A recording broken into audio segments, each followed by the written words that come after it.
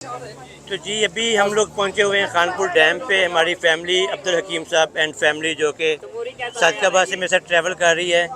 Khanpur dam की जो activities हैं वो हम यहाँ पे देंगे। और ये हमारे भाई हैं साकिब भाई जो कि दुबई के ऑनर भी हैं और इंशाल्लाह ये आज की सर्विसेज देंगे हमें। तो हकीम साहब कैसा एंजॉय हो रहा है जी टूर पे? अल्हम्दुलिल्लाह, इस वक्त हम अपना टूर कंप्लीट करके लास्ट हमारा जो विज़िट है और इवेंट भी कह सकते हैं हम, खानपुर डैम के ऊपर है।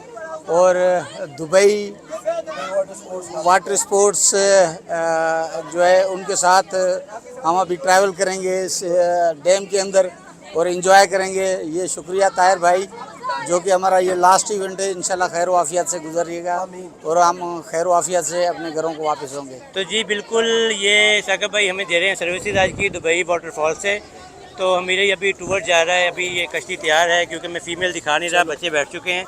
तो अभी हम करेंगे ये ट्रैवल पूरा, इनको खानपुर डैम की सैर करवाएंगे, पैरासीलिंग, बोटिंग, जेट, सारा कुछ।